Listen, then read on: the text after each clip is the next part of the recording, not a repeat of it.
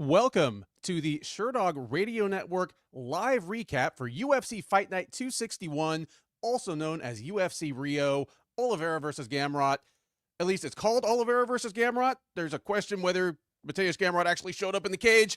I'm Ben Duffy. He is Dayne Fox, stepping in for Keith Schillen. Thanks, Dayne, for joining me for one thing. Always happy to be here. I'm glad to have you. And thanks to everybody. The chat is already rocking. I see a lot of our usual suspects there. Plenty to talk about. Good, bad, and ugly. Let's jump right in. Main event, Charles Oliveira versus short notice opponent Mateusz Gamrot. Gamrot steps in on like 2 weeks notice. There was that really quiet 3 or 4 days after Rafael Fiziev dropped off with this card where at first it didn't look like anybody wanted to fight Chuck. Then Gamrot said, I'll take it. And it took Oliveira a day or two to say yes. The fight happened, or again, at least the fight was booked. Like, if you're in the chat, like, let us know if you picked this fight right. If the person won that you thought was going to win. Because I'll say this, Keith and I both picked Charles Oliveira to win this fight. And at the time we previewed it a week ago, he was the slightest of underdogs. It looks like it was a dead pick 'em by the time they walked into the cage, but neither of us picked Charles Oliveira to just absolutely truck this man. How close did this fight look to your expectations, Dane? Oh, God, this was nowhere near my expectations. Like Gamrot isn't an elite level lightweight. He's a tier, maybe 2 below, but he's been able to give some of the better lightweights in the division a solid run. You know, he put on a competitive contest with Beneil Dariush. He's squeaked out a win over Arman Sarukian, even if it was controversial. It was close enough that even though a lot of people thought Sarukian won, they're not going to say it was a robbery by any means. Gamrot's he's a legit lightweight. You know, he could have given Oliveira a run for his money, or even beat him, given that there's reason to believe that Oliveira's been on the downside as of late. You know, he's been alternating wins and losses, and even some of his wins, you know, like Michael Chandler. Okay, nobody's really impressed with that win anymore. It's not aged well. No. You know, so this was a contest to see if Oliveira was still who we thought he was, and son of a bitch if he wasn't. He is still who we thought he was. Yeah, it's here's the thing. Gamrot, in hindsight, had a little bit of he had to kind of thread the needle here, because I see a couple people in the chat saying they were surprised Gamrot tried to take Oliveira down, but honestly, what are your options for trying to beat Charles Oliveira? I think that's pretty much it, because as deadly as Oliveira is, and at this point he is the greatest submission artist in MMA history. Having said that, even as great as he is, he, just like every other human being, is less effective off his back than he is as a topside grappler in 2020's MMA. So Gamrot's best chance was to take Oliveira down and not get subbed in 3 out of 5 rounds, because Gamrot's striking is functional. Like, he's a decent kickboxer, but he's not a high power guy, and we saw it. Oliveira was walking straight through clean counters from him. Like, as the second round in particular, he planted through a good right cross that caught Oliveira right in the chin, and Oliveira kept rolling forward. You could tell Gamrot was surprised because he started to trip against the edge of the fence, because he didn't expect Oliveira to keep coming at him. He expected him, if not to fall down, at least to, like, have his head snap back and shake it off. And just, Oliveira did not give a shit. Like, I want to do a technical breakdown of this fight, but my mind just keeps going to the intangible cliches. I mean, if you're listening to me, especially, not Keith, but just me, you're not here to hear about, like, the foot position battle. This just looked like a guy who was not going to be denied tonight. Like, every time a fighter goes, they'll have to kill me to get me out of there, like, I'm a true warrior, I'm going to go out on my shield, we all kind of roll our eyes a little bit, but he seemed undeniable tonight. It just dialed the fuck in, and he's so experienced at this point that emotions don't bring bad performances out of him. Like, he just buckles down and focuses even harder. Like, he's not the guy he was 10 years ago, where high stress situations just made him wilt. Talk to me about this fight, because otherwise I'm just going to rant for half an hour about Charles Oliveira. I really don't feel like I can add that much more to what you've already said. I mean, you talked about the fact that uh, Oliveira didn't give a shit that Gamrot was hitting him cleanly, and I thought, yeah, hey, sweet, Gamrot's finding some success with his counters, but like you said, Oliveira just marched him down. It didn't matter that he was hitting him clean. You know, the first couple, I'm like, oh, okay, this is probably going to start having some effect on Oliveira. No, none whatsoever. He just, like you said, he marched him down. He wasn't going to be denied. He eventually got the takedown, and just he didn't quite ragdoll Gamrot. You know, Gamrot's a savvy scrambler and grappler, but he Dude, Oliveira's he's on another he level. He's on almost another ragdolled plane. him when he did like the belly to back That's lift. right. That's Like, right. Gamrot managed to come back down on his feet, but even the even though it didn't turn into this slam, it's like, Yes. when have we seen Charles Oliveira do this to anybody?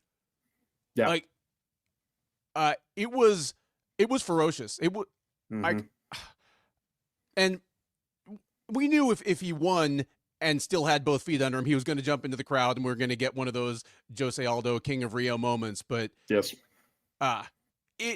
It's this is going to be a memory, like, even without that. Like, that's what's going to make it to the sizzle reels, is him jumping into the crowd and like hugging his wife and hugging his brother, and but just the actual work in the cage. Just when we thought this guy couldn't really add any more to his resume, I figured that however many more fights we were going to get out of Charles Oliveira, whether he fights 2 more times, 8 more times, if he fights for a title again, I figured we were just about done adding great positive moments to his reel. But this is one for the ages. What a performance. Well, he's been giving hints at retirement as well. You know, I mean, I know that he also said earlier, "Oh no, I'm not ready to retire," but he's been dropping hints that he's been considering it. So I was with you. I wasn't expecting anything like this, but yeah, no. And to be fair, like I find it highly appropriate that he had a Jose Aldo King of Rio moment when they allowed Aldo to come back and kind of do a more official retirement by leaving his gloves in the cage. I know that we're probably going to touch on that later, but just given. Speaking of things that will derail me by 30 minutes if we start talking about them now, let's shelve that one. But folks in the chat, our friends, do not let us get past the main card and move into the prelims without talking about Jose Aldo for a minute. I do want to answer a question from our man Antoine Willis, our man in Atlanta. Does this end Gamrot's hopes of gold, or is he still in his prime? Here's the problem. He's still in his prime, and his prime's not good enough. Exactly. Like, exactly. I think I'm a little higher on him than Dayne, but I think what Gamrot is right now, which is about the 8th best lightweight in the world, like, this is his prime. For him to win a UFC title would take, like, it would take a bunch of weird things falling into place. People leaving the division, people being hurt, an interim title being created, because his style being what it is, Islam Makhachev was the worst possible matchup for him. And now Ilia Topuria, it's still not a great matchup, but more importantly, Ilia Topuria is the best fighter on the planet. The biggest problem that Gamrot has is that he doesn't have that extra gear to be able to finish fights that the other elite lightweights have. You know, like one punch power he doesn't have. He's more than competent as a grappler, but he's not the type that's going to be able to catch you by surprise with a submission out of nowhere. He's far more of a technician, and that doesn't work against the elite of the division, at least in terms of finding finishes. So I agree. And the thing is, he is a guy who, because at his best, he's a high-paced wrestler who can keep up that high pace. There is a niche for him as kind of a poor man's Marab or Bilal, a guy that's just built for 5-round fights because he has 2 more rounds to kind of leave the other guy in the dust. But if you're going to do that, Charles Oliveira is probably the worst possible person to try it on. Like, I got to take the most dangerous grappler in the history of the sport down and neutralize his best weapons in at least 3 rounds and not die in the other 2. Because the other problem here was it was so obvious how much more dangerous Oliveira's striking was than Gamrot's. Yes. Like Gamrot looked just as good technically, if not better. Again, He plants his feet. He throws a solid 1-2. He has good combinations. He punctuates things with a leg kick. There's nothing wrong with it, but Oliveira he hit so much harder. He was so much more aggressive, was just tagging him from weird angles. And yeah, Gamrot seemed to be, I hate words like shook, but just within 90 seconds, he was just on his heels. And I don't think he ever really recovered mentally. Yeah. Yeah. No, that sounds about right. Basically, he's got to outpoint them. And that's a very, very difficult thing to do. Because he's not finishing guys like Oliveira, Gaethje. So yeah. Yeah. I mean, he kind of works out as like a lightweight John Fitch, where he's gonna wrestle the shit out of you, and if you get tired or you make a mistake, he's happy to choke you out, but otherwise he's just happy to beat you 49-46. Yeah. Yeah, and the difference is that the lightweight division is full of far more sharks than there were when John Fitch was trolling around in the welterweight division. Absolutely correct. What Having said all this, and I just said something about Gamrot that doesn't make me super happy. I don't like saying that, hey, this guy's 34, he's in his prime, and this is as good as it gets. But what do you do with these guys? Because I don't want to punish him too hard for just walking in and basically stepping in front of a freight train for our entertainment. Mm-hmm. What do you do with Mateusz Gamrot after this? And in the chat, our folks, I'm definitely going to go back and forth with you directly a lot more. But let us know how you'd match these two going forward. Dayne, tell me what you would do with these two. I think Renato Moicano would be an excellent fight for Gamrot. Somebody that I think that he's capable of outpointing if it goes to it, but Moicano's also exceptionally dangerous and capable of finishing Gamrot as well. And as Moicano's gotten older, he's gotten to be a bit more savvy. So I don't think it would necessarily be a guarantee that if it goes to decision that Gamrot wins. I think that would be a fun fight. I like that just fine. Like I like that as much as my suggestion. What I was going to throw out is, if he hadn't taken this fight, if he was just sort of in camp, staying in shape, waiting for the call, Beneil Dariush and Benoit Saint-Denis are fighting in a couple of weeks. I would have said like the winner of that would be a good matchup for him. I would just give him the loser of that now. Like, yeah, I suspect it's going to be Dariush that loses to Benoit Saint-Denis, but Saint-Denis has been kind of unpredictable recently. But I think the loser of that would be appropriate. What do you do with Charles Oliveira? Oliveira, he made the perfect call out. Like I've been wanting to see the rematch between him and Holloway for a couple of years, ever since Oliveira just became the most insanely dangerous man in the sport.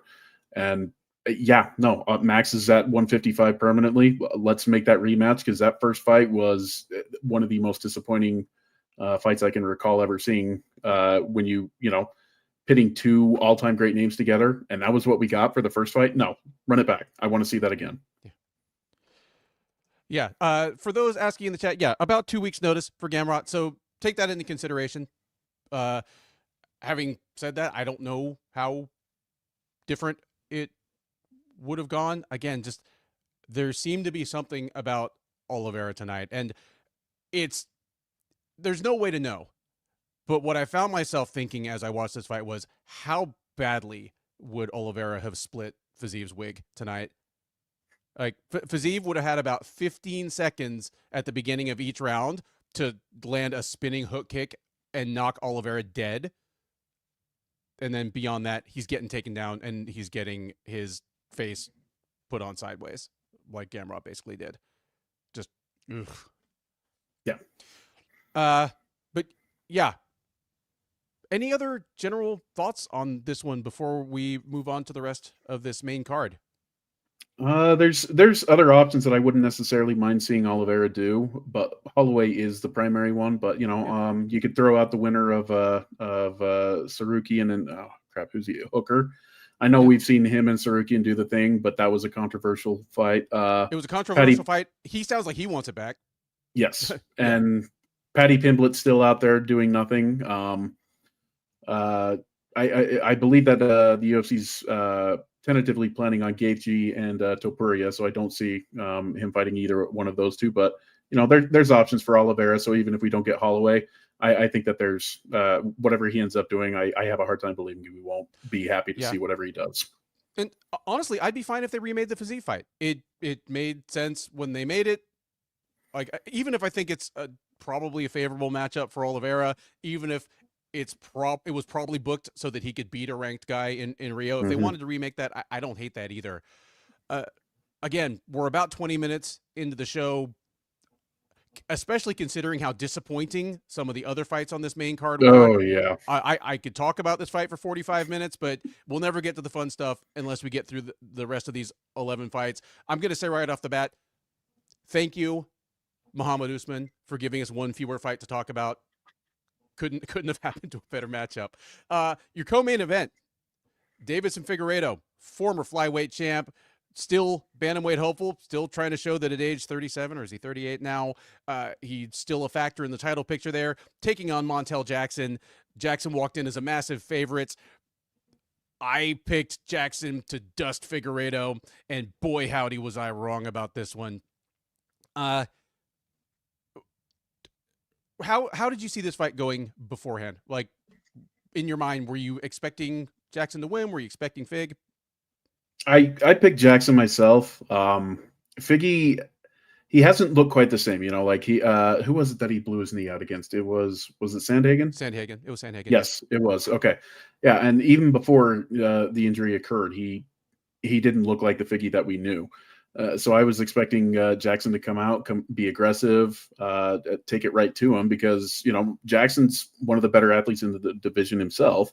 And Figgy's been so reliant upon that athleticism that the fact that he was slipping, I'm like, okay, he's probably going to be able to dust him at some point. The problem is Jackson showed him way, way, way too much respect. And I don't even know if he had a game plan, other than, yeah, I'm just going to knock him out. And, oh, God, it was just a mess. Oh, and I'm with you there. I thought it was as simple as that. Like, even in his prime, Figueiredo's always been hittable. He's always been just a little too aggro for his own good. Like, bless him for it. Given us some incredible fights, but he's always been hittable. His durability seemed to be slipping even towards the end of the series with Moreno. And Jackson is literally the hardest hitter he will ever have fought as a professional. Like, that's it. Yeah. Montel Jackson is one of the hardest hitters pound for pound in the entire UFC. However imperfect the rest of his game plan should be, this is simple. Figueiredo's going to walk into something huge, probably in the first 4 minutes of the fight, and the arena is just going to go dead quiet. That never happened. And it sounds as though we were both a little surprised by the outcome. I'm going to ask you the Keith Schillen question here. Is this mostly because is this mostly to Figueiredo's credit, or is this mightly to Jackson's detriment that it turned out this way? Jackson's detriment, 100%. Jackson's detriment. I mean, Figgy got the win, but he didn't look great. Let me interrupt either. You for a sec. Juan Cruz just not even throwing daggers, throwing grenades. Juan Cruz compares a bantamweight contenders fight in the co-main event to one of the worst heavyweight fights of all time. Juan, destroying my hometown man, Derek Lewis, and I'm here for it. Hey, sorry, go ahead. The hope for Jackson is that Lewis was able to recover from that. So, yeah, but yeah, no, that's totally on Jackson. Like, Figgy did what he needed to do to win, and given that, I think Figgy probably was the inferior athlete in this, which that's not saying that Figgy's completely shot by any means, but he looked like the older fighter. He looked like the smarter fighter. But so it's totally on Jackson on this one. Figgy didn't impress me. I don't think that he looked like the number 6 ranked bantamweight in the world as the UFC has him. He did enough to pull out the victory, and yeah, that's really all it is. I'm not higher on Figgy, and I am way more down on Jackson after this. Yeah, same here. And because of the way Jackson lost, it would have been one thing if Figueiredo just came out and clubbed him, subbed him in 90 seconds. But because of the way he lost, like, not again, like, no offensive game plan seemingly, and then his liabilities as a defensive wrestler and grappler really laid bare. Like Figueiredo like backpacked him, like looked like he might tap him out for a minute. Jackson's going to have to win several fights in a row in impressive, uncontroversial fashion before I'm really ready to believe in him again. And I think he's 33 right now. 33, and he tends to fight once a year, maybe twice, but he's usually only fighting once a year.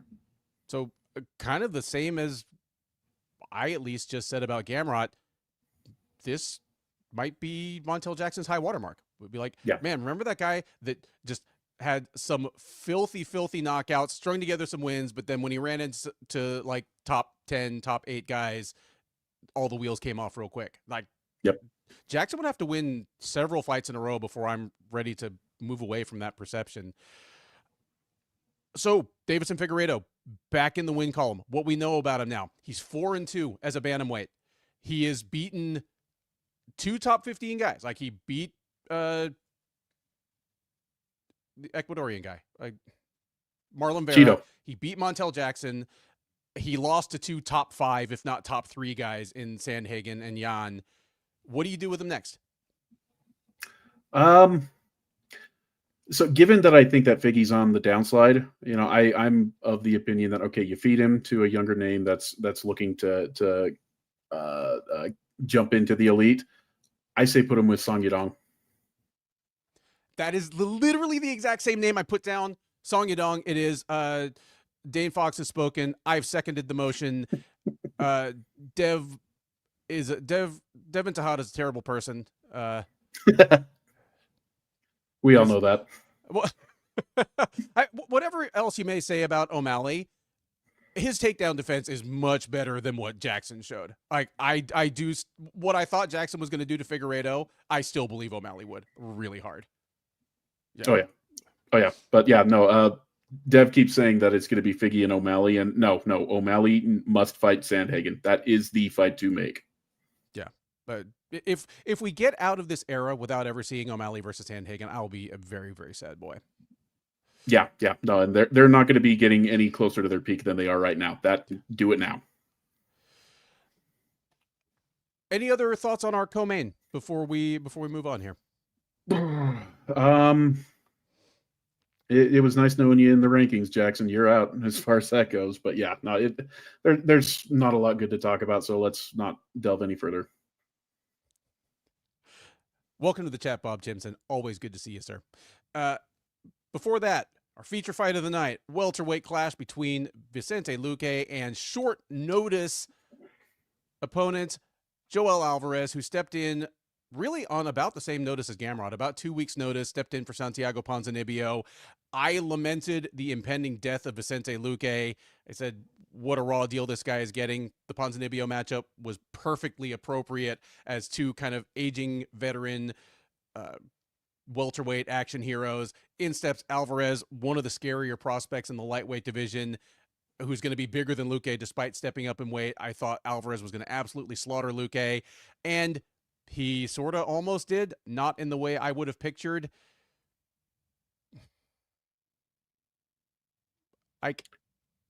Do we need to talk about the controversy?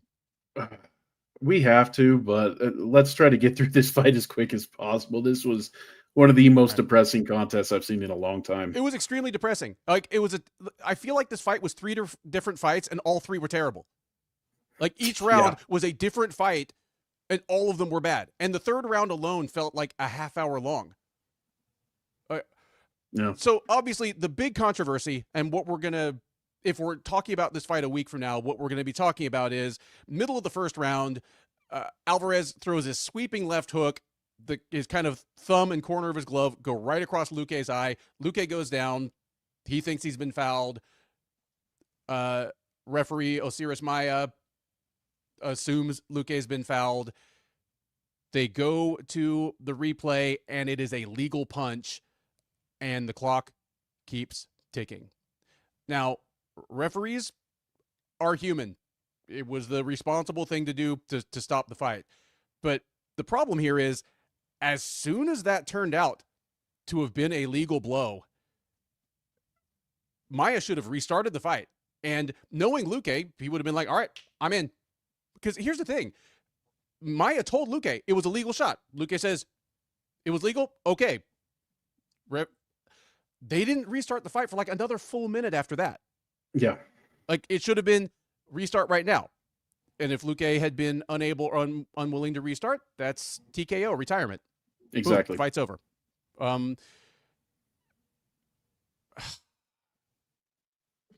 Any thoughts on this? They could have stopped it right there after it was deemed that it was a legal shot because Luque went down.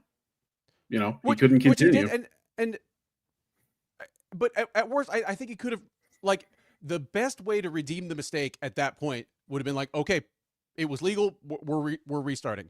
Yep. No, I 100% agree, but yeah. he would have been justified to stop it right there too.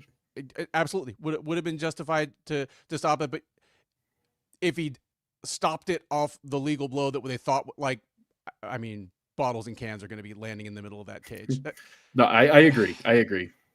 So I don't blame him for not doing that, but you know, he very well could have, and instead let's be honest, it was pretty blatant that not just at that point, but throughout the rest of the fight, they were doing everything within their power to get Luque to find a way to win the fight. Yep. And it ended up being, like we said, one of the most depressing things ever. You know, I threw out on the chat, you know, I need some Zoloft after this. This is bad. I'm with you, dude. It would, like, and you know, obviously I was in the chat as well. Like, this was a depressing fight because here's the thing. It's not like Neil Magny versus Australian.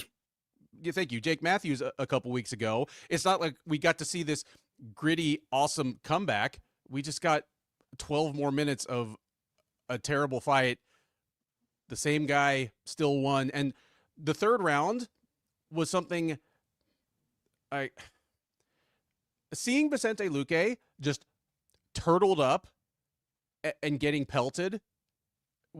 It was the fight equivalent of like walking in on your parents doing it. It's just something I didn't need to see about people that I have loved. Yeah. The thing is that there was even long stretches where Luque was turtled and Alvarez was doing nothing. Yeah. You know, and the referee's just standing there watching him as well. You know, he's not saying work, not saying fight, nothing. Just everybody sitting there doing nothing. It was terrible. Yeah. Okay. Dev throws out Anthony Smith 2.0. He made this comparison in the Sherdog Slack during the fight, and I completely agree because the one consistent thing about Luque and Smith, like, is that they were both always trying to hurt their opponent as badly as possible until they're dead. So to see, again, Luque on the ground for 3 minutes, not trying to hurt his opponent, that's the longest I've seen Vicente Luque go in his entire career without trying to mount any offense. Very much like seeing some of Smith's last 6 fights or so. Yeah. I like the comparison. I hate the comparison. Vicente Luque is an easy fighter to like. I made the comparison on the preview. It reminds me of Shogun Rua. Like, the combination of just being the sweetest dude in real life and then just the most violent savage in the cage. I almost wish Luque had just gotten like a robbery decision and maybe he would have retired. I don't know. I didn't suggest that we match make this one afterwards, but do you like the idea of Alvarez staying at 170? Oh yeah, he's missed weight plenty of times at lightweight. So you know, as you get older, your metabolism slows down. You know, my fat ass is above the heavyweight limit, so yeah, I don't have any room to talk about that. But yeah, no, Alvarez definitely should stay at welterweight. If he's gonna, you know, I could see him fighting somebody like Daniel Rodriguez. You know, I think Rodriguez would be a fun one. A couple people have thrown out Daniel Rodriguez. Somebody threw out my man Alex Morono. I saw somebody suggest Kevin Holland as well. So yeah. Honestly, Morono versus Luque might be a better fight. Like, because here's the thing, like, and if you're watching this, if you're in the chat, you probably know this already. But like, you know, Alex Morono is a friend of mine. He is my teacher, but he's also on a 3-fight losing streak. he might be fighting for his job next time out. Luque's in more or less the same situation. They're about the same age. They're about the same point competitively. I wouldn't mind that fight. I don't need to see my professor fight Joel Alvarez right now because he'll either get beat to death or bored to death. I don't need it. Let's move on. Let's move on. There's more that we could talk about, but it was just depressing. Luque's somebody that we've all loved for a long time. Yeah. Before that, Jonathan Diniz versus Mario Pinto. Heavyweight action on the main card. You knew it was gonna be a banger. Fuck this fight. I'm the best. The best thing about UFC Rio is that one of the 3 unranked heavyweight fights fell off at least. Yeah. Yeah. Okay. I said on the preview that when you got 2 dudes fighting that both have 10 career fights and a lot of them were just squash matches regionally, it's hard to predict how it's going to turn out. I picked Diniz in this one just figuring that he had a little more experience at the highest level and just not at all predicting that Pinto would turn to the ground game. I still think if they just stood and slugged it out, there's about an even chance that Diniz wins, but Pinto headed that right off at the pass. He's like, I'm going to take this knucklehead down. He took him down easily and beat the piss out of him. Oh yeah. It was. I still. I'll shut up. No, tell me what you're thinking. So I liked Pinto as a prospect coming into this fight. I'm like, okay, he's got some potential, but he's not somebody who I was jumping on the bandwagon of or anything like that. And I'm still not completely on his bandwagon because Diniz doesn't really have a ground game. Nope. But I'm highly impressed that Pinto took the easiest path to victory and just completely rode that and dominated it. He twisted Deniz's arm 7 ways from Sunday in the first round. Credit to Diniz for not tapping out, for surviving that. But just the fact that Pinto was able to do that, because you don't see that kind of crap from heavyweights. I think maybe we were a little bit spoiled with the likes of Big Nog and Fedor, Frank Mir back in the day, and we thought, oh yeah, heavyweights can do this. No, they can't. No, that was a Butterbean versus Zuluzinho, like key lock that was going. Yeah. I still am not ready to hop on the Pinto bandwagon until I see him fight a guy that wants to take him down. Exactly. Because pursuant to what I just said about Charles Oliveira a half hour ago, there are definitely no heavyweights that are better at fighting off their back than in top position. But just to know that he's smart enough to do this, how many heavyweights are smart enough to do that? Very few. Very few. I want to say, well, Tom Aspinall seems like he's smart, but to be honest with you, Aspinall's just been able to largely out-athlete everybody. He's just a genetic freak in that sense. But Pinto's showing that he's got a high fight IQ, which in the heavyweight division can take you very far.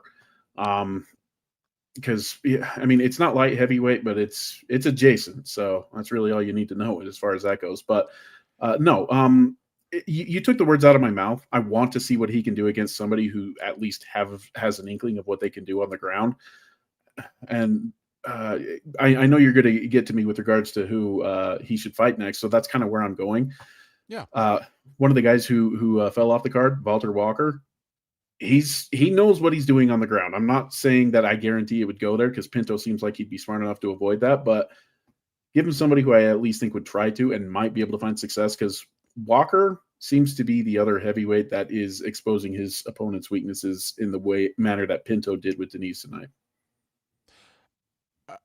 What if they start them on the ground? On the mat. They start them on the ground, but not a leg lock race, like a leg lock versus Kimura race. Ooh. And just say, it's a 15-second fight.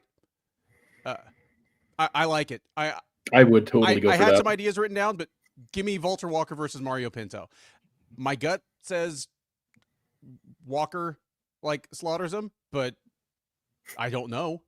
Like, and Yeah. now let us never speak of this fight again.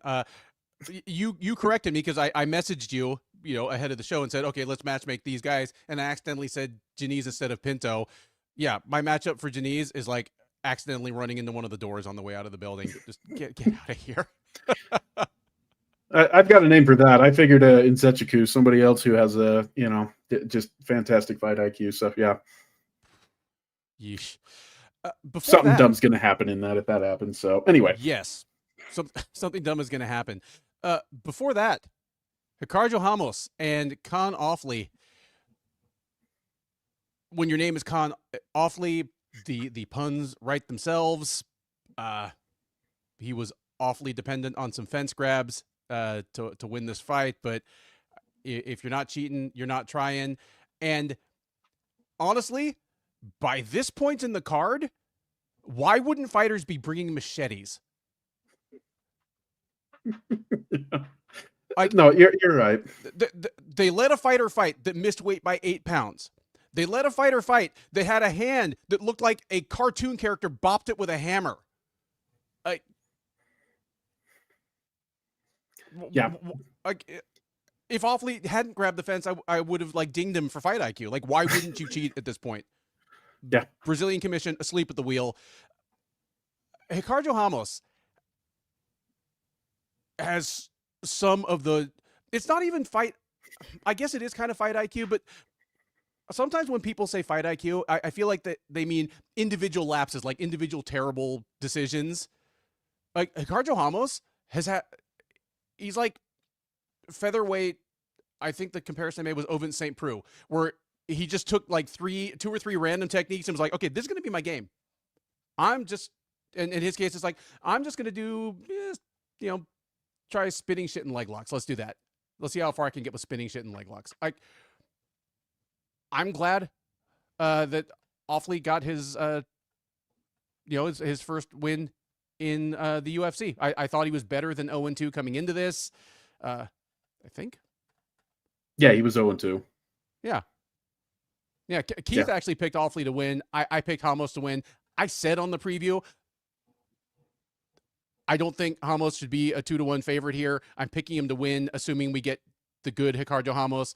I was wrong. We got the bad Ricardo Ramos, and he got beat, and I'm okay with it. Yeah, no, awfully good win for Offley. We don't want to face the wrath of Khan by any means, but, Mr. Blue, we will get to this in just, actually, one more fight. You ready to talk about it? No, let's talk about it. He, perfect timing for him to do that. Hey, staying in the featherweight division, Lucas Almeida against Michael Aswell. Obviously, I was kind of excited for Aswell. He's a Houston guy. He's not quite as young as his more celebrated teammate Josh Van, but he's a guy that I was happy to see make it to the UFC level at least, so he stops beating up friends of mine around town. And his UFC debut earlier this year was just the roughest possible scenario. He stepped up on like 2 days' notice, up a weight class to fight someone in Balaji Oki, who is a pretty solid lightweight prospect and is a big lightweight. He acquitted himself decently here.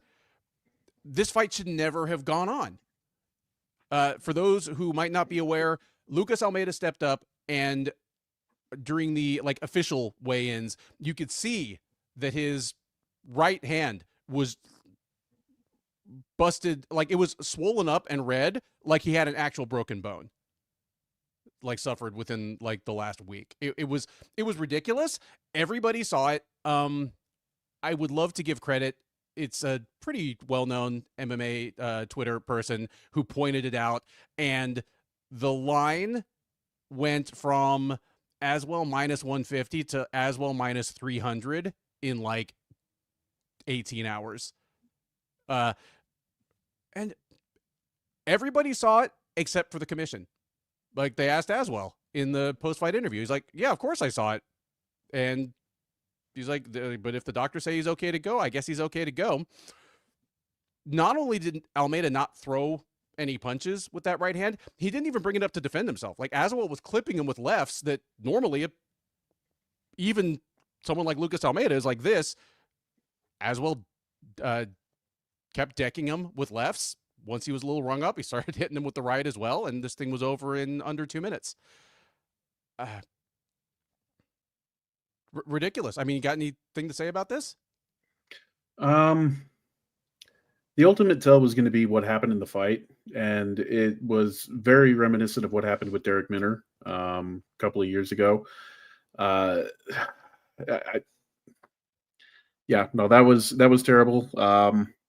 I don't know if there was some shenanigans. I've seen people on Twitter throwing that out there that maybe there's somebody who was aware of it and probably had money on Aswell or something like that. I don't know. I'm not going to make any sort of speculation with regards to that, but it's hard not to see the similarities of somebody going out there tremendously compromised and then just getting shit kicked for the couple of minutes that it lasted. That's and I feel bad for. Let's see here. It was I think it was Nerdon Bieke in that case. In this case, it's Michael Aswell. There's going to be an asterisk next to it, and they don't really deserve that because they just went out and did what they were supposed to do. But I hope Aswell gets his ask. He wants to be at UFC 323, be on the same card as Van, and I think do him a solid.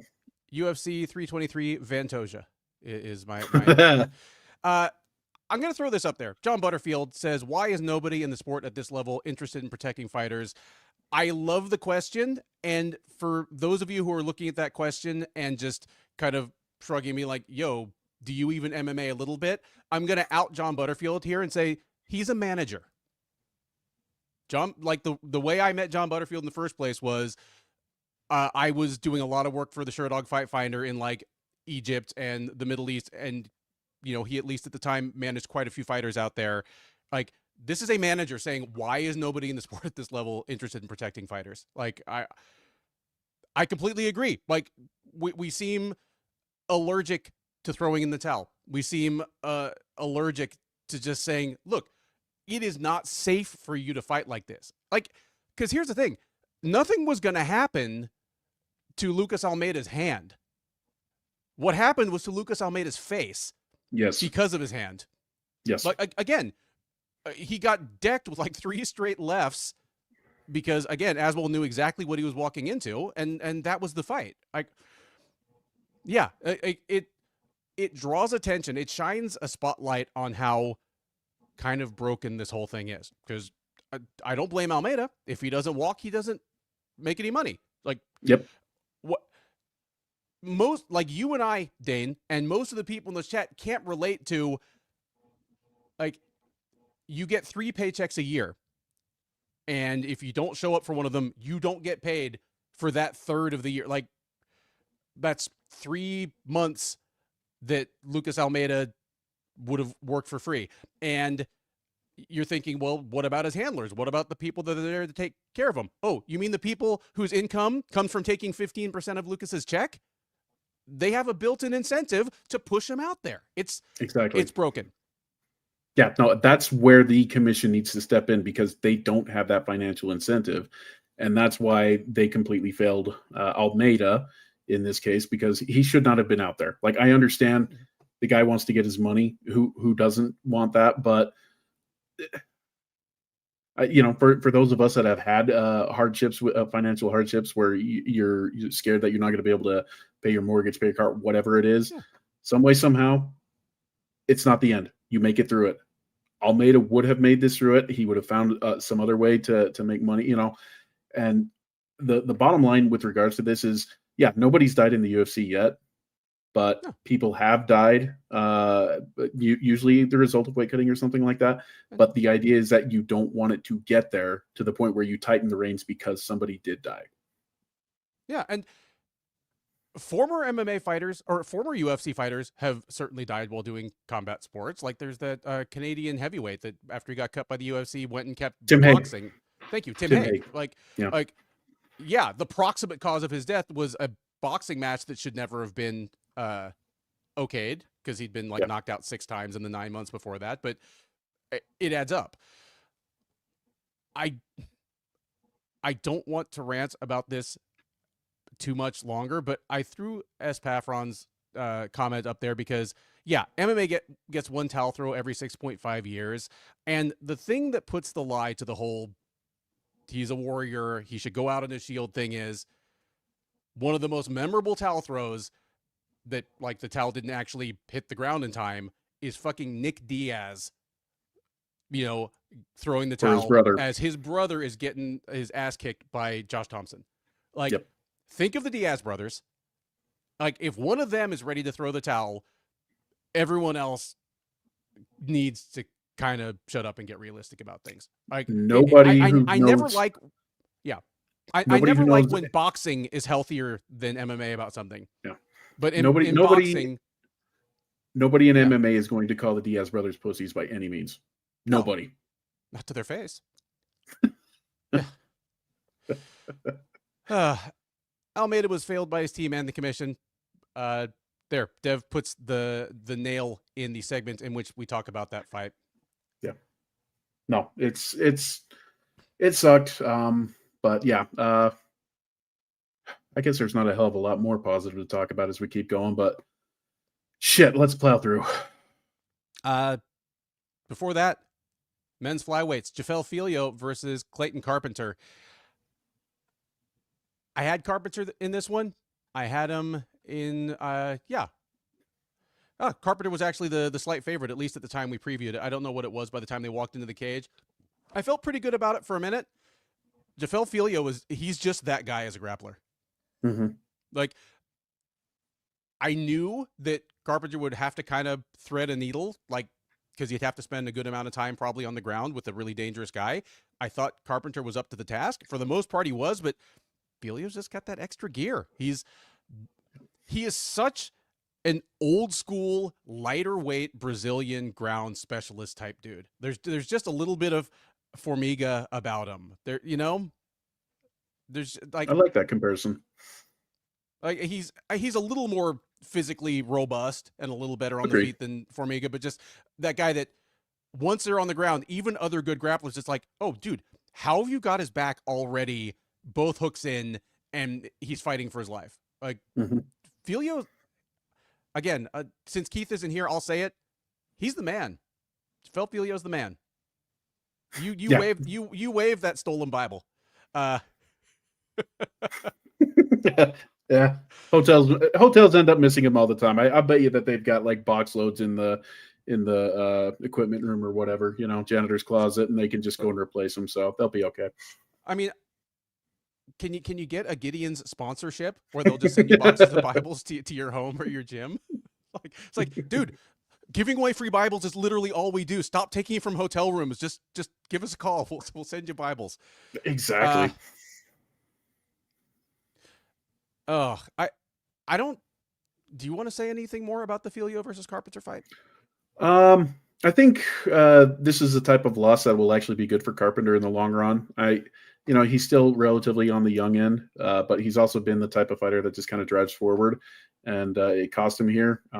This is a type of loss that he really can learn from. If he doesn't, then he's going to be short for the UFC. And Filio,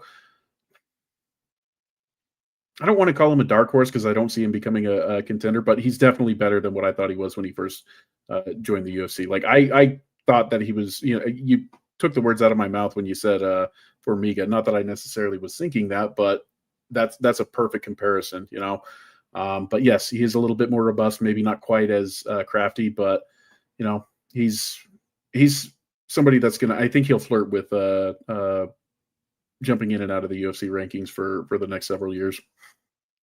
I'm with you on that. Before that, heavyweight action: Vitor Petrino, Thomas Peterson. Antoine, I want to get to this question. We'll see if we have time for it. If not, like, DM me on Twitter because I do have some thoughts about it. Vitor Petrino versus Thomas Peterson. Petrino was a massive favorite. Petrino is a massive dude. He did the thing. Like, I had a pretty bad night of picks, like in terms of just picking the actual winners and losers. Granted, some freakish things happened. Also, just in terms of taking the temperature of the actual fights. But something I said about this one that I felt pretty good about is I know Peterson is the one that they'll call the decorated amateur wrestler, even though, yeah, he was a decent junior college wrestler. It's not like he was, you know, he wasn't Bo Nickel. But my thought was, you know what? I don't know if he's going to be able to take Petrino down, and I have the feeling that Petrino will be able to take him down if he wants, just on sheer horsepower. And that was pretty much the case. Petrino is a guy that's he's going to be able to kind of ragdoll some 250-pound men from time to time. It's a very Jailton Almeida feeling thing, where Almeida takes people down with techniques that don't really have a name. It's like, yeah, I started with a double leg, and then you did the right thing, and it didn't matter because I just picked you up anyway and threw you. Yeah. Well, that's what happens when you're physically gifted, Even though at this point he's playing his trade at heavyweight, Petrino still looks like he's an Adonis. He's still ripped as hell. How the hell he ever made 205 is beyond us. But it is the okay, because when a big light heavyweight moves up to heavyweight, there's a couple ways it can happen. You can just get fat. You can do the Jake Collier thing where you just, went from, or you can be like Alistair Overeem and just turn into a completely different human being. Cause he was like this lanky 6'5" light heavyweight. And then he just turned into obviously one of the most obviously roided fighters in MMA history. But then you've got the other kind, the Vitor Petrino / Linton Vassell, where they go from 206 pounds to 249, looking basically the same. Almeida's another one like that. Yeah, and Almeida's another one like that. It's like, dude, you should never have been fighting at light heavyweight. Yeah. If I'm gonna nitpick anything about Petrino's performance, it's that he seemed to start to get a little tired in a fight that he was otherwise dominating. But even I mean, he got the finish in round 3, so he wasn't that tired. But you could see him fighting someone that put up a little more resistance than that, and maybe really starting to gas. Like, I didn't see anything there tonight that made me think that a Marcin Tybura or Sergey Spivak wouldn't be able to outlast him, Yeah, no, exactly. I could see him throwing Tybura all over the place for like 7 minutes and then being dead 7 minutes later. If he had gotten the finish in the first round, and there was a time period where it looked like he was going to, then we might be able to talk. But we ended up seeing that second round, and that second round was crap. I was thinking that was going to be the most depressing thing of the night, and then Luque Alvarez happened. So no, Petrino definitely has some work to do. I will give him all the credit in the world for that finish, because that was a spectacular finish. Caught him with the knockout blow, and then caught him a second time as he was going down, and just he flopped to the ground like a fish. That was very impressive. In slow-mo, it was like a dolphin trick where his face and chest were on the ground and his body was up in the air like a orca, like jumping for a fish at SeaWorld. It was nasty, nasty stuff. None of the other punches were really necessary, but hey, you get in your reps, I guess. Yep. Good stuff from Vitor Petrino. Yes. If a heavyweight fight had to fall off his card, I guess I'm glad it wasn't his. Yeah, good way to put it. Before that, the UFC debut of BJJ legend Bia Mesquita. I don't want to say anything to get myself fired. And almost everything I can think of to say is really, really terrible. I'll say this. Irina Alexeyeva was actually kind of an appropriate first matchup for Mesquita, in the sense of, okay, we just want this woman to kind of get her feet wet in the UFC in front of an adoring Rio crowd in a fight that's not a complete joke. I thought Alexeyeva was actually not a bad choice for that, because even if the whole Russian Ronda thing is ridiculous, she is a judoka. She is a physically big bantamweight, and generally speaking, she's been hard to just push around and bully. Like, cool. Let's see if Mesquita, who was the shortest women's bantamweight in the UFC the minute she stepped into the cage, if she's going to actually be able to make her ground game go against one of the bigger ones. Answer looks like yes. Oh, yes. That is a huge yes. No, that might be the fight that made me the happiest tonight. Just, seeing her fulfill all of the expectations that came with her signing. Holy crap. I mean, obviously there's still a long way to go to fulfill further expectations, but for the first fight, mission accomplished. She looked like $1 million. Uh, at least looked like 50,000. I haven't looked at the awards yet, but yeah, yeah. Obviously, she, yeah, she's marketable. She Mm-hmm. speaks fantastic English. She is subjectively an attractive woman. She has several pounds of probably uncuttable weight that are always gonna be there. But hey, if you can win with it, sounds good. Uh, But dude, let's comment on how vicious her elbows were as well. I mean, holy crap! Like we want to talk about her jujitsu accolades, but it was the elbows that really made me set up and take attention to what she was able to do in there, because she brutalized Alexieva. Like, it was actually a minor miracle that she survived through the first round, because Mosquito was laying it on her, and yeah, that's not what she's known for. But holy crap, she took no, lessons in ground and pound from no, Fedor there. yeah, because I mean, Mesquita, you don't win 10 Mundials gold medals, and 4 at Abu Dhabi without being able to do everything as a grappler. But really, she is a guard player Mm-hmm. as a grappler. Like her best attacks, like her best moments have been working from the bottom, from guard. You wouldn't think that would be a person that had just vicious ground and pound in her back pocket ready to go, but Yep. boy howdy, did she ever. So the obvious comparison to me is Alex Pereira, who came in with accolades in another sport, late starter in the UFC. He was already like 33 when he got to the UFC, and blazed a trail in the next 4 years that, I mean, people might rival it, people might exceed it, but nobody's going to be able to match exactly what Alex Pereira has done in, like, 10 fights in the UFC. Does she have that kind of upside ahead of her? Like, in the chat, let us know what you think. Like, how much of a believer are you in Bia Mosquito right now? I see people calling for Mosquito versus Kayla right now. I think Matua is joking there. Bia versus Jocelyn Edwards sounds a little more appropriate. Like, tell me, guys, how hard are you riding the Bia Mosquito train? And start with you, Dane. Like, what's your thought? So the difference between women's bantamweight and middleweight, which is where Pereira started, incredibly different. Like, there's actually quite a few bodies at middleweight, whereas fast tracking at women's bantamweight is like, okay, well, you're fighting the number 18 fighter to, oh my gosh, you're fighting the number 2-1 in the division. So you actually can go a little bit slower with Mosquito right here, and she'll get to the top relatively quick anyway, just because there's not a lot of bodies there. So I wouldn't necessarily be opposed to somebody like Jocelyn Edwards, but I would even say, let's go a little bit slower than that. Uh, Misha Tate was somebody that I considered. Tainara Lisboa and Melissa Croden are fighting soon.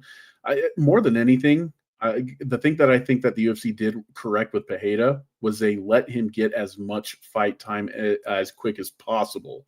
They didn't give him long breaks in between. They were getting him into the cage pretty quickly, because he debuted in November. Was it 21? I want to say it was November of 21 he debuted, and by November of 22 he was fighting for the title, and that was his, I want to say, 4th UFC contest. Yeah. Regardless, Yeah. 4 fights in 1 year is busy. More than anything, I think it's important that Mosquito be busy. Mm-hmm. Uh, S. Paffron, you really need to tell me how to pronounce that. Like, I want to say saffron, but it's Spaffron. Like, tell me how to pronounce that. But it says women's 35 is in rough shape. Here's the thing: women's 35 is always in rough shape. It has Yes. always been like men's light heavyweight, where it is the glamour division at the top. Like, the top 2 or 3 fighters at men's light at light heavyweight have always been among the biggest stars in the sport. Like, going all the way back to Tito and Frank Shamrock, through obviously the Chuck and Randy days, through Shogun, John Jones, like all of them. Like it's the superstar division, but always outside of the top 7 or 8 fighters, it's shallow as hell. It's why you had, Chuck Liddell fighting Vernon Tiger White and rematching Jeremy Horn in the middle of his prime. Women's 135 is the same way, where it's the glamour division. You had the Ronda, Holly, Misha, like, trio going on, but 6 spots below that, you had, 40-year-old Marion Renault. Like it's always been a shallow division. Just when there's not a, well, right now there is a superstar at the top, obviously, Kayla, but it's right back to the classic light heavyweight problem. Okay, what do we do with her next? We hope somebody steps up soon. And because of that, even though it's not like there's the Israel Adesanya, Alex Pereira, like history that kind of helped Pereira get fast tracked. And we got the issue that Kayla and Bia both train at American Top Team, although, I mean, it's American Top Team. That won't stop them. It might. I mean, she might get a pretty fast track here just out of a lack of other options. Juliana Pena versus Bia. Whew. I mean, Slow roll. I understand that people hate Juliana Pena, and I'm not saying I agree, but I'm saying I understand why. Yeah. I mean, she already got, like, her last loss to Kayla. I mean, I didn't say it in front of Keith, but that's called the stop resisting submission. Do we really need to see that happen to Juliana Pena again? Any other thoughts on Bia Mesquita before we move on to the next thing? So the reason why Amanda Nunes was able to be an active champ at both 135 and 145 is because both divisions were shallow as hell. You can't do that where one division actually has a decent amount of contenders there. Both were shallow. Yes, 135 is a mess now, but it has been for years. So just to completely back up what Ben was saying there, yeah, nothing has changed there. Keep in mind, one of Ronda's defenses was against Betch Correia. That's really all we need to say. So let's see. Before that, flyweight action. Yeah. Lucas Hocha versus Stuart Nickel was the one right before that, wasn't it? Yep. Yeah. Yep. I mean, talk to me about this fight. On paper, I thought, considering it was two guys that had lost their UFC debut, I actually thought it was like a semi-compelling fight. I thought it was two guys with some upside. They're both pretty young. Like, Hocha's extremely young. The fight was just okay. Like, no, it's funny. It played out kind of the way I expected it. Hocha being a better athlete, being more slick on the feet, Nickel trying to get the fight to the ground. It basically played out exactly like I thought it would, but it wasn't as entertaining as I thought it would be. That's my thing too. Like, it was a men's flyweight fight that kind of reminded me of a women's flyweight fight, in that we could tell pretty quickly which fighter was the better fighter.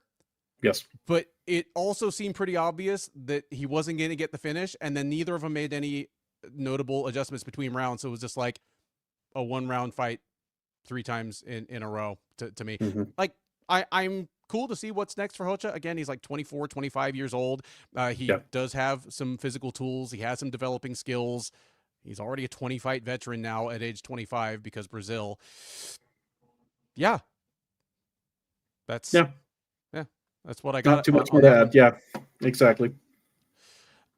Before that, women's strawweight action: Julia Pilastri versus Karolina Kowalkiewicz. Oh boy, did I call this one wrong? I think I called the winner right. Yeah, I picked Pilastri to win, but I think I said on the preview, you can argue that Kowalkiewicz is fighting as well as she's ever fought. Even coming off those 2 losses, those are 2 women of the kind that always gave Kowalkiewicz trouble, just stronger women that came forward and kind of manhandled her, handled her. But no, like, as soon as the fight started, like 15 seconds, it reminded me of that terrible Chuck versus Tito 3 that they did in God, where Chuck looked the same physically, he stood the same, but it was like he was moving at half speed. It was like he was in quicksand. Kowalkiewicz looked slow, and when your whole thing is to be a stick and move, high volume kickboxer, as soon as the top gear slips, you are toast. And she was toast this time. I mean, pin a medal on her for being tough enough to, last almost the whole fight.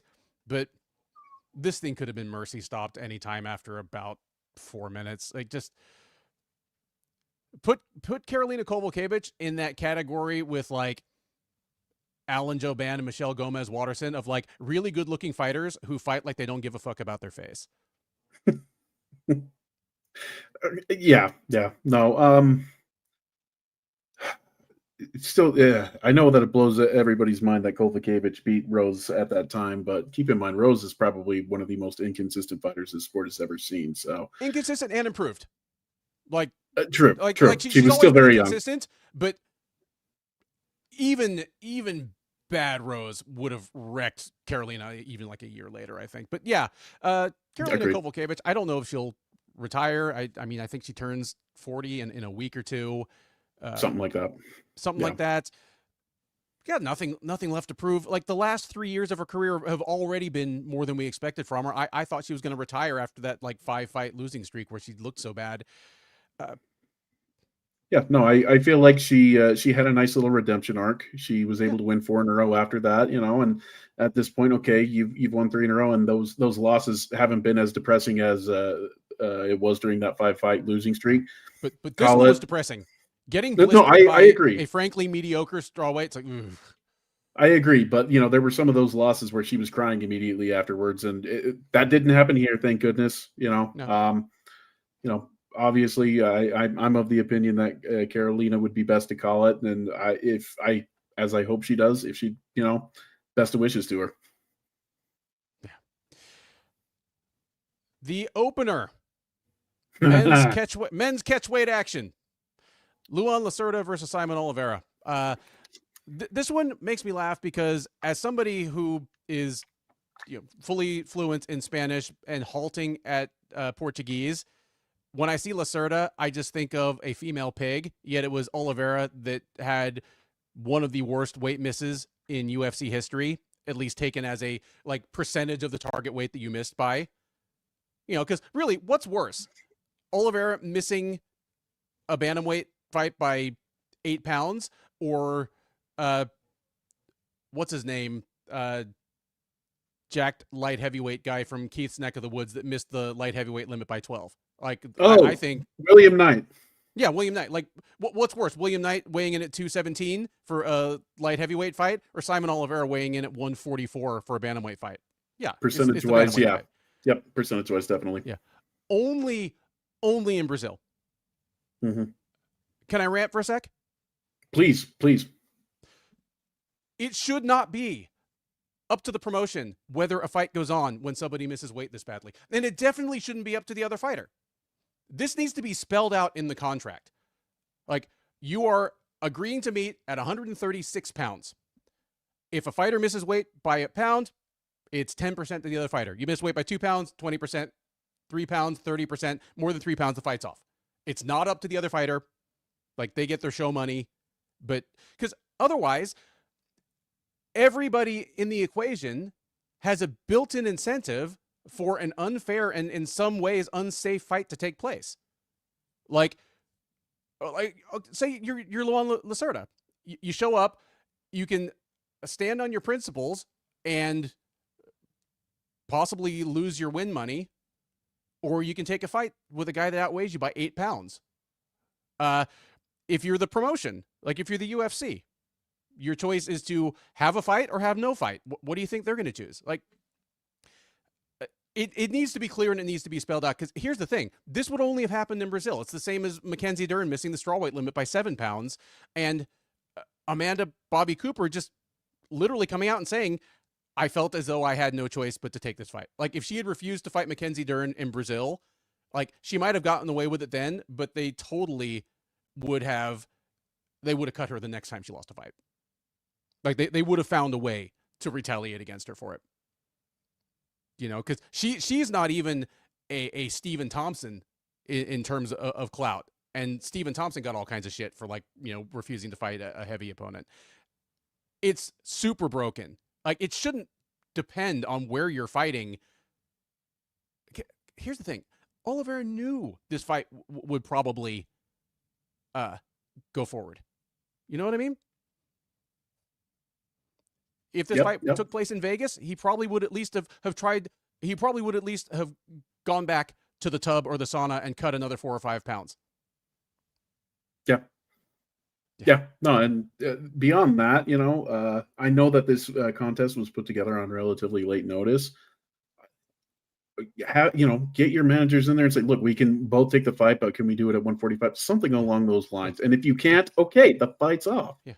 And for what it's worth, I'm not blaming Oliveira for all of this. Like, obviously he didn't meet his professional obligations, but look at Oliveira's motivation. I can either get my show money or get no money. And again, I get 3, maybe 4 paychecks a year at best. Like, the entire last third of my fiscal year is for nothing if I don't go out there. Like, say you're Simon Oliveira, and what actually happened was you sprained your ankle like 3 weeks ago. So you couldn't do the cut before the water cut. Like, Yeah. there's every possibility that's exactly what happened, but all of his incentive is to not tell the UFC about that. Yeah. He doesn't get paid otherwise. Exactly. Yeah, exactly. He doesn't get paid. His team doesn't get paid. His manager doesn't get paid. So everybody that's supposed to be taking care of him is actually incentivized to hang him the fuck out to dry. Yep. No good. No bueno. The fight itself, I mean, Lacerda was the better fighter. This was a tough fight to call anyway because Lacerda hadn't fought in 2 years, and Oliveira had fought once in the last 2 years. Like, Yeah. how do you Yeah. how do you project a fight between two guys that are 0-5 in the UFC and have a total of 1 fight between them in the last 2 calendar years? And Yeah. I will say this with regards to the action. I think what you were saying that Oliveira was probably injured, and he looked sluggish out there. So I think that only adds to your thoughts that he was probably injured beforehand. Because from what I remember of Lacerda before, he wasn't that big of a whiz on the ground by any means, but he looked pretty good. But Oliveira just really had nothing to offer him. So yeah, and thank you very much. I'm going to have a hard time not calling him Lacerda as opposed to Lacerda. Thank you. I appreciate that. El Chancho. All right, that's it, man. All 12 fights from UFC Rio. We've talked about it from the top down to the bottom. We've given our proper thanks. Like, everybody in the chat, please thank Muhammad Usman for, just doing us a solid. And for what it's worth, obviously, I do hope he's okay. But look at it this way: wherever he is right now, he's probably walking instead of like hobbling, which is what would be happening right now if he had fought Walter Walker. So, hey, it all works out in the end. Let's get on to the fun stuff. I suppose it's time for the cut list.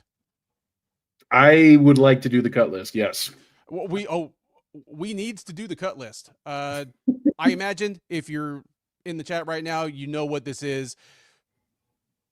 The UFC has, the UFC's ownership has announced that there's going to start being 2 seasons a year of Dana White's Contender Series. They were already signing 50 fighters a year when there was 1 season, 10 episodes, and basically every single winner gets the call now and a few of the losers. So they're signing about 50 fighters a season. That's about to step up to 80 or 100 if they do 2 seasons. Considering there's about 615 fighters on roster, that means people got to go. If Dana and I agree that someone needs to go, they go. Circle of life. Do you have anybody that you feel needs to be cut, Dane? Oh, I've got 6 on my list. Got his chainsaw. Juan Cruz, the man, throwing out names already. Okay, I believe I have 6 as well. Start throwing yours out. We'll see how we fall on this. I will say this. I think there's a couple of names I could be talked into, but anyway, I'll start with who fought first. Oliveira. That's obviously bye. Boom, gone. Yep. Yeah. I mean, he's 0-4 in the UFC, so it's really a case of they're just not going to re-sign him. Yes. Because usually when you sign off the Contender Series, you get a 4-fight deal. He's 0-4. That's pretty obvious. Yeah. No, and even if he had won, I think that they wouldn't have re-signed him given how bad he missed weight. So yeah. Mm-hmm. Next, KK. I admire Kovalevich, but she's done. The Oldsmobile cut list. It is unanimous. Karolina Kowalkiewicz. For what it's worth, there's plenty she could do. I mean, I would just as well see her doing stand-ups for the UFC as Heidi Androl or something. Yeah. Oh yeah. She's smart. She speaks perfect English. She speaks Polish. Being from Central Europe, she probably speaks German and Russian too, and I don't even know it. But yeah, Karolina Kowalkiewicz, I'm with you on that one. Who you got next? Russian Ronda. Arina Alexieva, dude. I think she may be, at least this week, the funniest looking fighter in UFC history. Like the tattoos that she's added since she's been in the UFC, the hair, like she looked like Chunk from the Goonies, just like stretched out, like this kind of mop of frizzy hair and this kind of goofy, like round moon face, even after cutting a bunch of weight. Just the most, and like the weird physique where she's got this ultra long torso and then like these Tyrion Lannister legs. Like it's just the funniest looking fighter in UFC history. But more importantly, she's just not that great. No. And to throw into further with regards to her goofiness, if y'all haven't seen her car, go Google up her car, Irina Alexieva car. Oh my good hell, she's got a big old picture of her face on the hood. It is ridiculous. Have you not seen it, Ben? I only saw it because you dropped it in the chat. So Okay. she drives for one thing, she drives a Mercedes-Benz, which really makes me think twice about all my complaints about UFC fighter pay. As I drive, my Kia without my face on the hood. But yeah, it's got her face on the hood, bigger than life, and twice as ridiculous. Oh my goodness. I'll miss her, but she shouldn't be around. Oh my goodness. Yeah, no, Arina Alexieva needs to go. So that's 3 unanimous cuts. What else you got? Lucas Almeida. I am with you.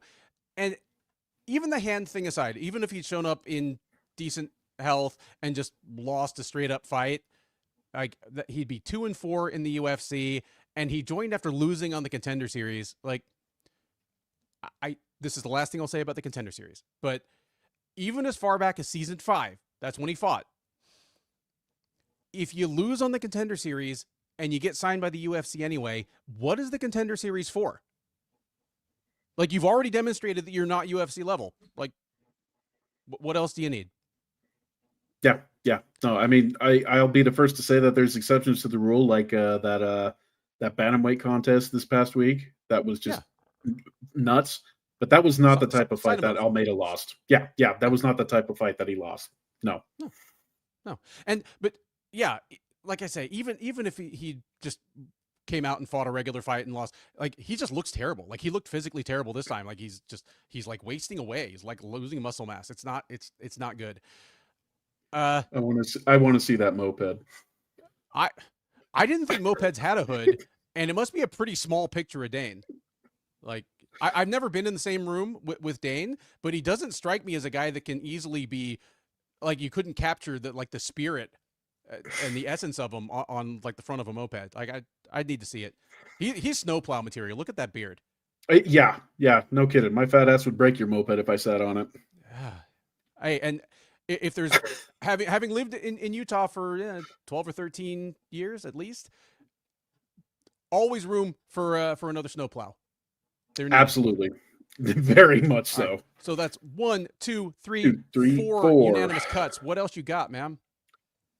Ricardo Ramos. He's lost 4 of his last 5. Seems to be getting dumber. Unless he decides he wants to blow up to a 205er, he needs to go. Yeah, Ricardo Ramos, for a guy that, I mean, he's still above 500 in the UFC. And he's only 30. Like, for me to want to cut a featherweight who's 9-7 in the UFC and is 30 years old, he has to have broken my heart many, many times. Ricardo Ramos has done that. I'm on board with that. Circle of life. Farewell. What else you got? This one hurts, but I feel like it's the one that needs to happen the most. Vicente Luque. Vicente Luque, the oldest 33-year-old in the UFC. Yeah. And like it is a bummer. He's one of the first fighters I interviewed when I started doing this professionally. Super good guy, but also a guy as at this point an OG at Kill Cliff. probably going to be able to stay busy and stay as involved in the sport as he wants to be. He's a guy. He was born in the States. He speaks English perfectly well. So if he wants to stick around in South Florida for at least part of the year and just kind of be part of people's camps, I imagine he'll be able to do that. Hell, if he wanted to get a job as like a Portuguese commentator for the UFC, I bet he could do that. He speaks Spanish too. Like there's shit this guy could do. It's not like we're calling for these people to be like just cast out onto the street, except no, maybe Alexieva. No, they're not the horse she in can Animal sleep Farm. in her car. But... It looks comfortable. Is that it for your cut list? Yeah, that's all I've got. And then it's unanimous. I'm anybody. Luque and Dariush's combined age is 321. At least Dariush actually is old. He's like 37 or 38 or something. But any of you in the chat have anyone that you feel should be cut that we didn't mention? Throw it out there. Otherwise, let's move on to the next thing. Bulls and Bears. The positive, the negative, what was good, what was bad. I promise it. Every time we do the preview, we're going to talk about what was good, what was bad. What do you want to do first? The good or the bad? I think that there's going to be more to go with the bad. So let's go with the Bulls, get that out of the way, because I don't think there's quite as much for us to go on. You want to go first, or you want me? You can go first. If you've got three, great. Like, just throw up what was good in the chat. Okay. Throw us your Bulls. I'll put some up on the screen for sure. First I'll start with Bia Mesquita. Holy crap, she lived up to the expectations of a hyped debut. Looks like she very well could be a title challenger in short order. So very bullish on Mesquita. Mario Pinto, another one. I thought he looked like he was a heavyweight prospect who had some potential, could end up making some noise. I'm not on a bandwagon with him yet. I mentioned that earlier, but I definitely think a hell of a lot more of him after his just demolition of Yanada Deniz. Still need to see more, but definitely more bullish on him. And last one, it's got to be Charles Oliveira. We weren't sure if he was what we thought he was, but no, he's still Charles Oliveira. He's still one of the most dangerous fighters, still one of the most entertaining fighters out there. Great night for Charles Oliveira. Completely co-sign on all of yours for one thing. Yeah, completely agree. Because of that, I'm not going to pile three more on top, but I will add in Khan Offley, even if it was helped by a fence grab, even if it was helped by Ricardo Ramos, just being Ricardo Ramos, getting your first win in the UFC and getting it by first round submission over a guy that actually is a good grappler. It's got to be a good feeling. And I will throw in, again, also Michael Aswell. Yeah, it was basically a gimme, but he did exactly what he was supposed to do. Did not play with his food. Did not give Almeida a chance to get some weird, like suppose Almeida had just like guillotined him in 90 seconds and he knew that he lost to a guy with like one hand for the rest of his career. So going out, doing what you're supposed to do, something to be said for that. And completely agree with all of yours as well. Bulls, Vitor Petrino's lower body. I assume he means in the literal sense where it just looked like the shanks of an actual like bovine. Vitor Petrino is ridiculous. Yep. Live Brazilian card. Dude, SOS Rampages. I could not agree with you more. Like, I usually watch these cards with the sound off, and it's not because I'm too cool for school. It's that I know I'm susceptible, and I will start like the commentary will start like worming its way into my brain. So I'm just better at watching with the sound off. I turned it on for a lot of this card just because there's stuff to hear. Something to be said for a live crowd, and live in the figurative as well as literal sense of the word. When they really started going bananas during the main event, I commented in the chat, I'm sure you saw it, Dan. I'm like, that crowd, the sound of that crowd makes me want to go home, and I am home. Like, yeah. What? And it's the thing, dude, like, the fights are the same. but it is the different, like, presentation and context means so much. It is the Yes. difference between having a slice of apple pie on a paper plate at a picnic versus another slice of the same pie on like a china plate with a silver fork. Like, your expectations change, the experience changes. This stuff was meant to happen in front of crowds. This, Oh yeah. I one thing I am so looking forward to about the new Paramount era for the UFC is I guarantee we're not going to have 20 Apex cards a year. Like, the UFC is going to have to take their show back on the road and give a product that's actually worthy of their broadcast partner.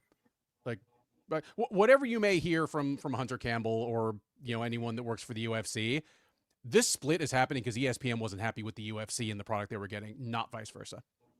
So I'm happy for the live card for sure. You take the good, you take the bad. We got to talk about the Bears. Dane, you can only point out 3 bad things about this card. Go.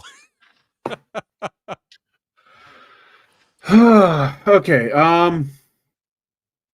Thomas Peterson. He was posterized. That is going to haunt him for the rest of his career. Flopping. I said like a fish, but I think you're right. Like a dolphin is probably more appropriate. Bad night at the office for Thomas Peterson. Yeah. Osiris Myra, dude, what the hell were you doing? That was terrible refereeing for the Luque and Alvarez contest. That was bad. That was terrible. Do you know what's depressing, Dane? Osiris Maya is Brazil's best ref right now. Yeah, I'm aware of that actually. But yeah, no, that was terrible. You know, just standing there, letting them turtle each other for basically for 2 minutes without doing it. That was yeah, and Montel Jackson, just highly disappointing performance. You know, this was his opportunity for a breakout moment. Didn't happen, and I don't think that he's getting another opportunity. So Montel Jackson, Big Bear, and well, I'll be shocked if you don't have 3 more Bears to offer because holy shit that we were not lacking for options as far as Bears go. No, I'll add some. Jonathan Janice,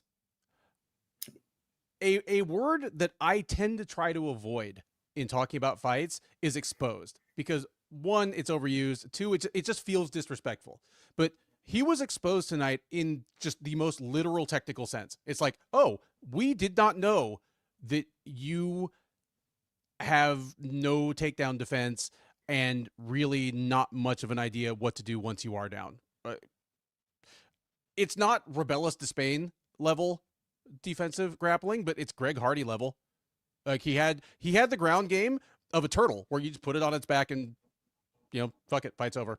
Yep. Yeah, it just exposed in the most literal sense of the word. I mean, you mentioned Jackson. The only other, and this is kind of a sweeping one, but what a terrible night for the Brazilian Commission, the CAB MMA, just from allowing Oliveira to go in the cage to allowing Almeida to go in the cage. Like, if I move to Brazil, can I be a commissioned doctor? I don't have a medical degree, but I would not have allowed Lucas Almeida to fight. That's my resume. Well, Med school, I think med school, common sense. well, I think the other thing though is that you need to have stayed at a Holiday Inn Express the other night. So if you've done that, you're in. My home is basically a Holiday Inn Express in that I will just sit here and feel myself to be qualified to do shit just, you know, from being here. And usually that is a case of unrealistic hubris. But when I say I could have done a better job than whoever let a couple of these people get into the cage, and then, you know, the people that managed just the disaster during the Alvarez Luque fight, like, put me in, coach. I'm ready to play. I am not disagreeing one bit. I totally agree with you on that. It was no, I actually did have the Brazilian Athletic Commission on my Bears list, but I'm like, if I'm going first, I'm going to leave that there because that one's so easy to pick up. So, yeah, it was terrible. yeah. Anything else that we want to point out that was crap, or do we just want to leave it with that? In the chat, if there's anything we missed that sucked tonight, like let us know. I mean, Spafron makes a good point. You could see his injury this time, but every car probably has 3 fighters that banged up or worse. No, 100% agree. But you know what? The perfect is the enemy of the good. Just because you can't see when TJ Dillashaw has a shoulder that's being held together by, baling wire and chewing gum, doesn't mean that you let a fighter get into the cage who, again, shows up at the weigh-ins looking like a Looney Tunes character that got bopped with a hammer. Just do the best you can.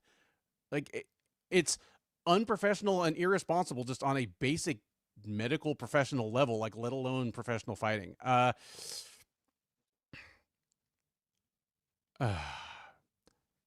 Juan Cruz thought it was funny that there were only 2 commentators today. Yeah, and because of that, because there wasn't anyone else for Bisping to pick on, he started picking on Gooden. Like, you jumped the gun on the dude, seriously, because that's what I was going to throw out there. Bisping yelling at Gooden. Let me speak. Hit it. I had that up there. Like, tell me what you're thinking, man. Because I've got a dude seriously to do with Bisping as well, and it's a different one. So kind of elaborate on your thoughts. Oh God, no, that was one of them that I had down for that though, because I thought that made me laugh out loud when he told Gooden to let me speak. I was like, wow, Bisping's feeling frisky today. But and the thing is Gooden's like one of the more nonchalant dudes. That kind of took me by surprise, but yeah, whatever. He's Brendan Fitzgerald with a goofy accent. I think of him as like inoffensive. Like, yeah, but whatever, dude. Seriously, what else? Bisping yelling that Luque was owed 5 minutes after the legal punch, even after it was established that it was a legal punch. Dude, seriously. Did I take that one from you? No. I'm scrolling looking for it because it was the Luque Alvarez fight. Yes. Between rounds 2 and 3, Bisping goes, Luque probably lost the first 2 rounds. Is that the first time in Michael Bisping's entire career that he understated something? Like, that dude, seriously? Luque was getting hammered, and the fight should already have been stopped like 8 minutes of cage time ago. Yeah, he lost the first 2 rounds, and then he lost the third. Like, the second round was a 10-8. Like, what do you need? Yeah. No, that it was not a good night for Bisping in that sense. But I had one other dude seriously. Vitor Petrino claiming he'd be champion after a performance where he basically took off the second round. Dude, I understand that knockout was pretty badass, but you had the sign on the store that said "Be back in 5 minutes," literally, because you did nothing that second round. That's not when you claim to people you're ready to be champion. Sign on the store that said "Be back in 5 minutes." Oh my God. Okay, so fighters being out to lunch for a round, like somebody like running like a little bookstore.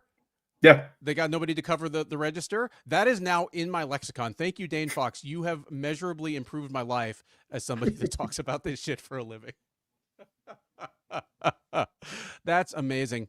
Juan Cruz, for what it's worth, I like Michael Bisping a lot as a fighter. I mean, frankly, when he finally won the title, that was inspirational. And I always loved him as a fighter. I think he's one of the best trash talkers in MMA history in terms of being able to like deliver prepared sound bites and be able to think on his feet. I think he really was what Conor seemed to think he was a lot of the time. And because of that, I would have assumed he'd cross over to be a better commentator than he has, but he's inconsistent, and on his best day, he's just okay. So yeah, I'm with you. Josh Van used to show up late for work. Yeah, not anymore. Nope. Give me a letter grade for UFC Fight Night 261, UFC Rio, Oliveira versus Gamrot. Before I do that, I think that we should back up and actually acknowledge UFC did something really awesome with giving Aldo some accolades. everyone in the chat, you fucking let me down. I told you, don't let me get into the prelims without bringing that back up. Yes, the UFC kind of hits or misses sometimes in terms of giving ceremony to things that, really deserve ceremony. Like, Yeah. It's inconsistent. Some great fighters don't really get as much shine as they should. Some good fighters get more shine than you would think. Like, but actually letting Aldo walk in and do his whole routine against the cage. Like, he looked like he was just ready to, it was going to be like a Velcro rip away shirt. And all of a sudden, like, he's fighting Figueiredo or something, like, yep. He looked in shape. He looked like he was doing his whole routine, did his little, like, his dance, and then put his gloves in the middle of the octagon. And I'm not embarrassed to say, like, that hit me, dude. Like, yeah, I was not camera ready like 2 minutes after that. But no, great moment because, Aldo's one of the most beloved figures in the sport at this point. Like, yeah. There was a time where some people weren't the biggest fans, but as he just aged, whatever it is about him that just grew on people, there's not anybody who isn't a Jose Aldo fan anymore.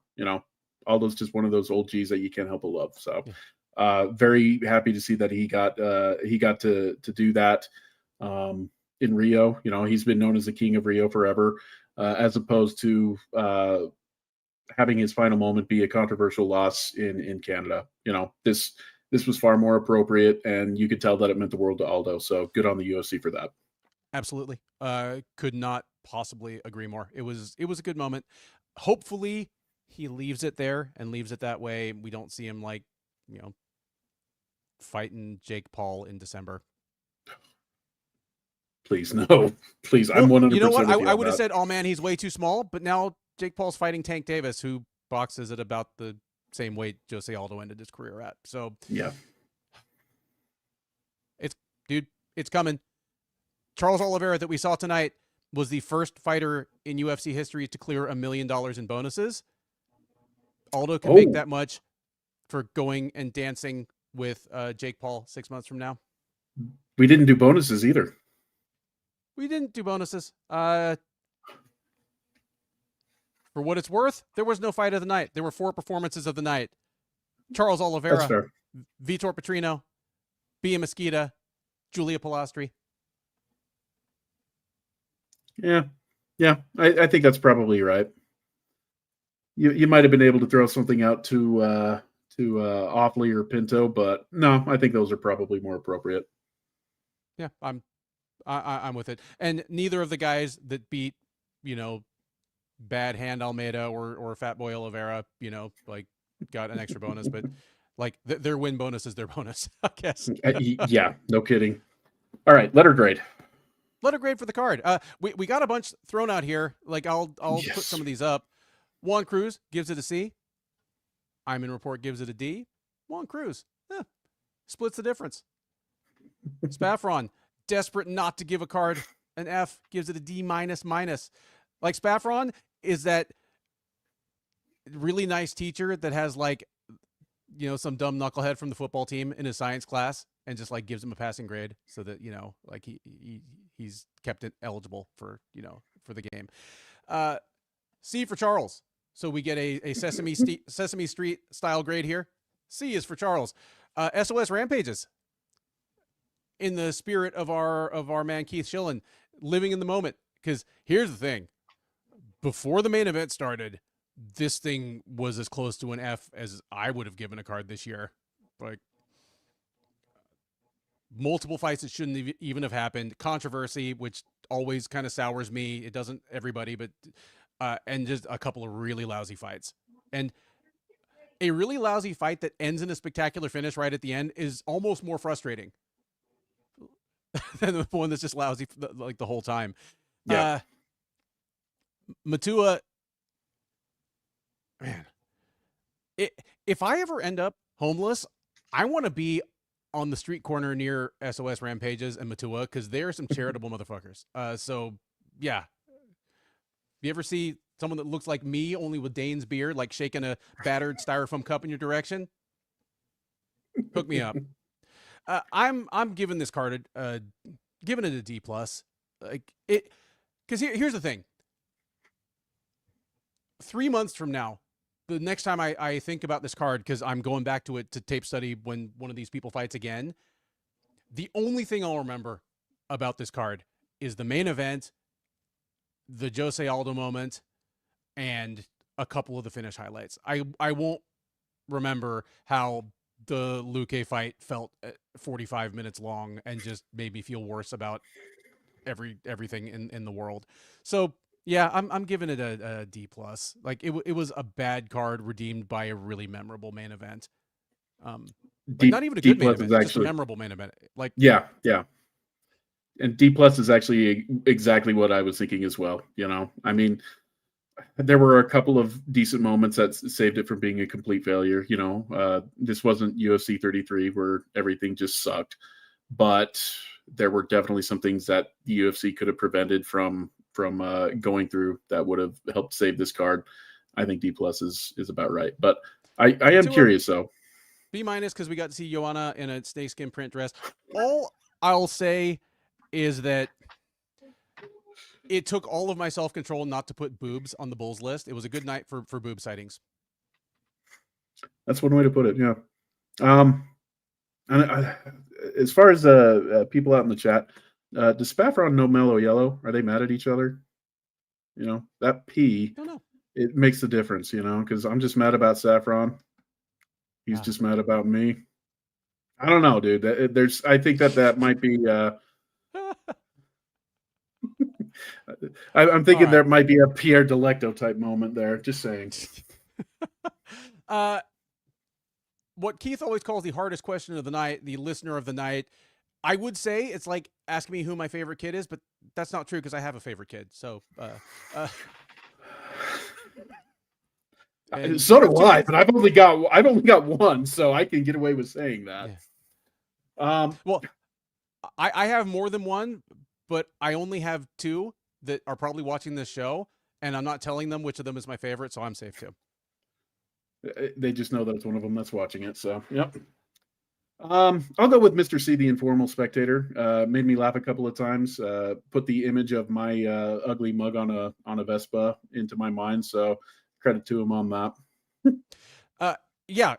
Competitive night in the chat. There are a number of people that, oh yeah, if I'm not mentioning you, it's because you're disqualified from winning anymore. Like SOS, Rampages, and Matua, you guys are both on the verge of like not even being allowed to win anymore. Yep. I'm gonna throw it out to Juan Cruz for a kind of Max Holloway like performance, like a withering amount of volume that kind of can lead you to underestimate the power in the individual shots. Like, made me think, made me laugh, disagreed with me a few times. I'm always here for that, as long as everyone's respectful, and sometimes even if you're not. So I'll give it to Juan Cruz tonight. But yeah, Iman Report ineligible, named himself ineligible. He knows. Same with Antoine Willis. Yeah. John Butterfield. Like Antoine, like speaking to my kids, several of them still live in Atlanta. So next time, I'm like, my youngest daughter graduates from University of Georgia this spring. Assuming I'm out there for the graduation, Antoine, let's meet up, dude. All right, man. Thank you guys so much. I know this was a weird one because of the card, two because no Keith, and you're stuck with me trying to run this circus. But the preview for our next UFC event is going to come out a day late. Keith is about to get buried in snow. I don't know what that's like. It's still in the 90s here every day, but he's got a nor'easter coming up there in Rhode Island. So we're going to record Monday night. So look for that one to be out, kind of late Monday night, overnight, Tuesday morning. Thank you as always for listening. This is a highlight of the week for me. Always great to have Dayne on the show. And yeah, thanks for listening. Glad you enjoyed the fights with us, and we'll talk to you soon.